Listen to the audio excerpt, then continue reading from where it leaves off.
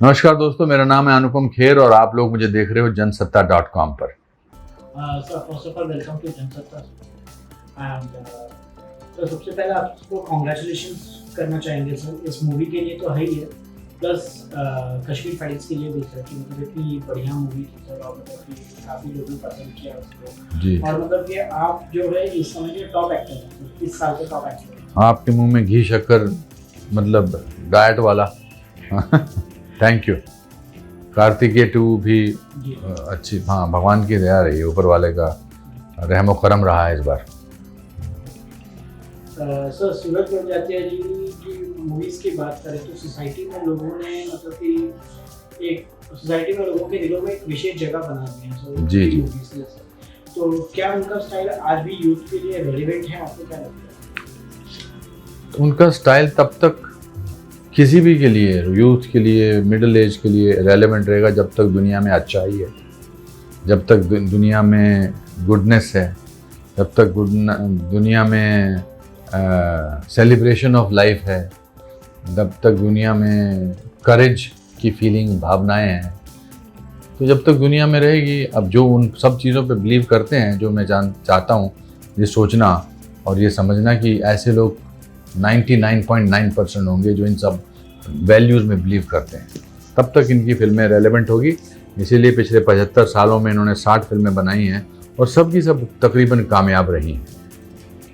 Sir as a director आप क्या बदलाव देखते हैं सूरज जी में, मतलब आपका एक टाइम से काम करते हैं? उनका विजन और बड़ा हुआ है ज़िंदगी के साथ, जैसे जैसे उन्होंने ज़िंदगी जी है और डिफरेंट हुए हैं और गहराई उनके उसमें आई है। ये फिल्म उनके नए प्रमाइस पर है, नए पैगाम पे है और पर कहानी डिफरेंट है मगर वैल्यूज़ सेम है। बहुत अच्छे निर्देशक हैं, बहुत अच्छे इंसान हैं और उन दोनों का मिश्रण वो अपनी फिल्म में डालते हैं।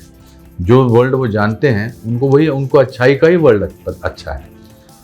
आजकल लोगों को ये बोलना शायद ऐसा हो गया कि अरे बड़े संस्कारी हैं, बहुत बड़ी बात है ये। जिस बात को वो इस हिसाब से बोलते हैं कि अरे यार बड़े संस्कारी लोग हैं, ये तो वही बात हुई थी कि मेरे पिताजी यार बड़ा सच बोलते हैं, बड़ी बोरिंग किस्म के इंसान हैं, या मेरी माँ जो है यार बड़ी सिंपल है। तो हमने अच्छाई को भी जो है ऐसा बना दिया जैसे ये भी कोई त्रुटि है, ये भी कोई कमी है। सूरज बड़जात्या हिंदुस्तान के ही नहीं बल्कि वर्ल्ड के बहुत बड़े डायरेक्टर्स में से एक हैं। उनकी फिल्में इतनी कामयाब होती हैं, बिना समय के साथ साथ अपने आप को बदले, अपने वैल्यूज़ को बदले उन्होंने फिल्में बनाई हैं एंड ये एंटरटेनिंग फिल्में बनाई हैं। ऊंचाई भी बहुत एंटरटेनिंग फिल्म है। सर मूवीज़ की बात की जाए तो मतलब ये 3 दोस्तों की कहानी है सर, तो सबसे इंटरेस्टिंग मोमेंट्स कौन सा रहा आपका इसमें, और मतलब कि इन रियल लाइफ आप कितना फ्रेंडशिप पर बिलीव करते हैं? टोटल बिलीव करते हैं। ऐसा जो इंसान फ्रेंडशिप पे बिलीव नहीं करता वो इंसान कहलाने लायक नहीं है। आपके भी दोस्त हैं ना? क्या नाम है उनके? एक आधा बेस्ट फ्रेंड का नाम बताओ। फहीम ना? तो फिर आप वो उसको थोड़ा पूछ सकते हैं कि आप क्या आप दोस्ती में बिलीव करते हो। दोस्ती में बिलीव करना तो अपने इंसान होने की निशानी है। और ये कहानी जो है मेरे बचपन से 8th स्टैंडर्ड से मेरे दोस्त हैं, विजय सहगल और सतीश मल्होत्रा, जो अब इस प्रोफेशन में उनका कोई लेना देना नहीं है। फिल्मों में मेरे दोस्त हैं अनिल कपूर साहब और सतीश कौशिक साहब। और मैं दोस्त जो है ज़िंदगी को आसान बना देते हैं। जो चीज़ें आप घर वालों के साथ नहीं शेयर कर सकते क्योंकि आपको लगता है कि इनको अपने कष्ट नहीं बताने चाहिए, वो आप अपने दोस्तों के हाथ बता के हल्का कर सकते हैं। तो ये सबसे बड़ी बात है। मैं बहुत बिलीव करता हूँ दोस्ती में, और ऊंचाई भी जो दोस्तों की करेज की कहानी है, दोस्तों के साथ की कहानी है, इनफैक्ट दोस्त के लिए सेक्रीफाइस की कहानी है। चौथा दोस्त जिसका रोल डैनी साहब कर रहे हैं, उसकी मृत्यु हो जाती है और उसकी ख्वाहिश होती है कि हम उसकी अस्थियां जो हैं वो अपना एवरेस्ट के पास जो बेस कैंप है वहाँ बिखेरें। हम इस तरह के लोग नहीं, हम सुपर ह्यूमन बींग्स नहीं हैं। हमारे कैरेक्टर्स, हम तो वैसे लोग हैं जिनकी टांगों में दर्द होता है, सांस चढ़ता है, पर फिर भी हम जाते हैं और अपनी ज़िंदगी की ऊंचाई को छूते हैं। ये इसकी कहानी है। सर रियल लाइफ में शूटिंग की बात की जाए तो सर काफ़ी मतलब इतनी ऊंचाई पे चढ़ के 17,000 फीट जी। और इतनी ऊंचाई पे चढ़ के भी एक्सप्रेशन देना और शूटिंग भी करना उसमें, तो आपको कितनी डिफिकल्टी? बहुत। देखिए मैं हमेशा कहता हूँ कि वो ज़िंदगी क्या है जिसमें डिफ़िकल्टीज ना हो। डिफ़िकल्टीज आपकी ज़िंदगी की जो हैं आपको परिपक्व बनाती हैं, मतलब मैच्योर करती हैं। और थी परेशानियाँ थी, बिल्कुल थे। मैं हेलीकॉप्टर में जाना था, मैं फ्लाइट से मुझे डर लगता है, और पहाड़ थे, लैक ऑफ ऑक्सीजन होती थी इतनी हाइट पर, उस तरह की सहूलियतें नहीं थी। मगर यही काम तो, इसी से तो फिल्म डिफरेंट बनती है। अब हम इसको कहीं और कर देते शूट तो अच्छा नहीं लगता। वो दूर पीछे हिमालय पर्वत और वो एवरेस्ट दिखाई देना चाहिए। तो मिस्टर बच्चन भी फिल्म में हैं, और कैसा लगा? आप उनके साथ पहले भी काम कर चुके हैं, तो क्या था? अच्छा लगता है। ताजमहल को रोज़ देखना अच्छा लगता है। अगर एक बार देख चुके हैं तो उसमें दूसरी बार भी देखना अच्छा लगता है।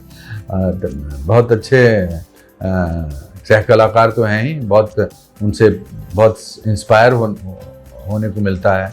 उनको देख के लगता है कि 80 साल की उम्र में भी, मतलब मैं भी वहाँ तक वैसे काम करूँगा तो प्रेरणा मिलती है। डिसिप्लिन्ड एक्टर हैं, काम जानते हैं, ब्रिलियंट एक्टर हैं, सब चीज़ें प्लस ही प्लस हैं। और उनके साथ बैठ के कुछ गप्पे भी मारने को मौका मिलता है तो बहुत अच्छी बात है। हमारे कार के बहुत सारे सीक्वेंस हैं जिसमें हम सिर्फ अंदर कार में सिर्फ हम एक्टर्स ही बैठे थे, तो सारा समय तो शॉट नहीं होते थे। जब शॉट नहीं होते थे तो उनके काफ़ी सारे किस्से हमने सुने और म्यूज़िक सुना उन्होंने जो कंपोज वगैरह किया है।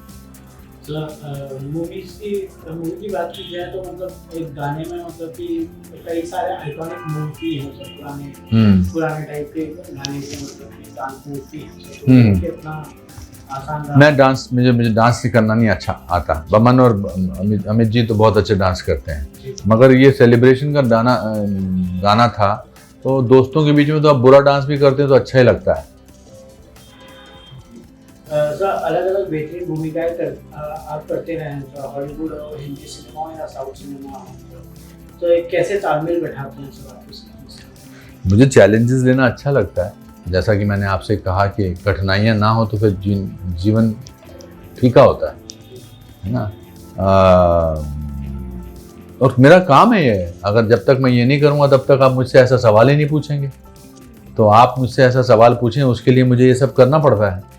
मैं अलग रहना चाहता हूँ, दूसरे लोगों से अलग होना चाहता हूँ। अगर मैंने ज़िंदगी के 38 साल गुजारे हैं इस फिल्म इंडस्ट्री में, इसलिए क्योंकि मैंने पहली फिल्म में ही 28 साल का होकर 65 साल के बूढ़े का किरदार निभाया था, इसी ऑफिस में बैठकर। यहीं पर सारांश की शूटिंग जब हुई थी तो अलग अलग चीज़ें की हैं। जब लोग टाइप कास्टिंग करके रखते थे, मैं पहला इंसान था जिसने टाइप कास्टिंग के परंपरा को तोड़ा था। मैंने कर्मा भी की, खोसला का घोंसला भी की, राम लखन भी की, दिल है कि मानता भी की, वेडनेसडे भी की, स्पेशल 26 भी की, बेंडेड लाइक बैकम भी की, सिल्वर लाइनिंग्स प्लेबुक भी की,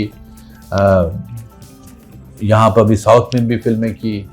मैंने सिवाय गुजराती भाषा को छोड़ के हर हिंदुस्तानी भाषा में फिल्म की है। सर अभी आपकी आने वाली फिल्म इमरजेंसी है सर, उसमें आप जयप्रकाश नारायण जी का कैरेक्टर निभा रहे हैं, तो कितना मतलब एक वो कैरेक्टर वो जो है बहुत सारा व्यक्तित्व रहा है उनका। लोकनायक का रोल करने में मुझे बहुत अच्छा लगा, पर उसमें कंगना को सारा श्रेय जाता है। कंगना ने इतना अच्छा रिसर्च किया हुआ है सब पर, और वो इतनी अच्छी डायरेक्टर हैं कि मेरे लिए काम आसान था। मुझे सिर्फ डिलीवर करना था, रिसर्च और मेहनत सारी उन्होंने की। सर हिंदी सिनेमा इंडस्ट्री के काफ़ी कठिन समय चल रहा है, तो ऐसे आप क्या सुझाव देना चाहेंगे? Make films which people relate to, make films which have great stories, and ये दौर जो है ये निकल जाएगा। मंथन का दौर है ये, इसमें विष भी निकलता है और अमृत निकलेगा इसमें। तो आपको लगता है कि मतलब ओटीटी का जो है, ओटीटी में लोग फिल्म देख रहे हैं, तो मतलब थोड़ा सा तो ऐसा हुआ है क्योंकि उसके लिए कोविड का टाइम सब लोग कुछ, थैंक गॉड ओटीटी था तो कोविड का टाइम कुछ कम महसूस हुआ क्योंकि लोग देखते चले जा रहे थे, है ना। बट उसकी वजह से फिल्में नहीं चल रही हैं, मैं मानने को तैयार नहीं हूँ। उनको उस मकाम से निकालने के लिए, उस फेज से निकालने के लिए हमें ऐसी फिल्में बनानी पड़ेंगी कि जिसको उनका बाहर बड़े पर्दे पर देखने का दिल करे। जैसे ऊंचाई है, ऊंचाई बड़े पर्दे पर देखने वाली फिल्म है, ऊंचाई छोटे OTT पे देखने वाली फिल्म नहीं। अल्टीमेटली तो OTT पर आएगी, मगर it's a film to be enjoyed. अब एवरेस्ट को आप OTT पे कैसे एंजॉय कर सकते हैं? सर आपकी डिजिटल शो मंजिलें और भी है का फोकस क्या है और कौन सी पर्सनालिटी में शामिल है? मैंने आपसे कहा ना कि जैसे कोविड के दौरान लोगों के मन में बहुत उथल पुथल हुई, बहुत लोग हताश हुए, लोगों ने होप छोड़ी, तो मैं एक होप पे शो करना चाहता था कि ज़िंदगी अभी भी खूबसूरत है। वो था एक दौर, 2 साल का बड़ा ख़तरनाक दौर था, तो मैं लोगों की होप जो है, आशा जो है, उम्मीद जो है, वापस दोबारा जागरूक करना चाहता हूँ by interviewing, by talking to people who are inspirational, जिनकी खुद की ज़िंदगी में बहुत उतार चढ़ाव आए।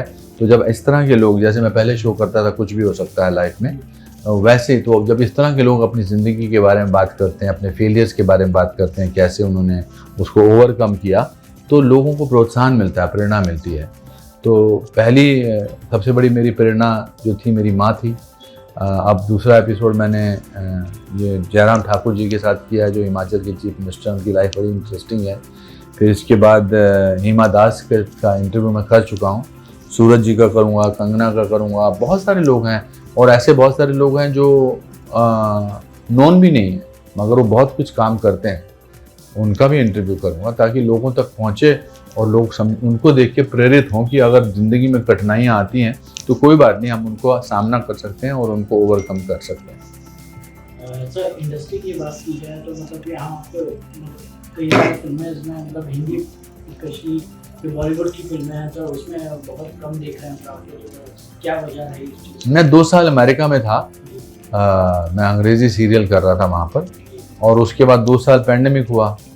पर अब आप मुझे देखते चले जाएंगे, अब मज़ा आएगा आपको। बात आपने खुद ही कहा कि इसके बाद इमरजेंसी है, इमरजेंसी से पहले मेरी IB 71 होगी विद्युत के साथ। फिर मैंने एक तेलुगु फिल्म की है टाइगर नागेश्वर राव, एक तमिल फिल्म की है कनेक्ट, वो फिर सतीश कौशिक जी की मैंने कागज़ 2 फिल्म की है। एक हमने खुद प्रोड्यूस की है फिल्म बुखाड़िया साहब के साथ, जिसको गजेंद्र अहीरे डायरेक्ट कर रहे हैं। उस फिल्म का नाम सिग्नेचर है पर उसका नाम चेंज होगा, बहुत अच्छी फिल्म है।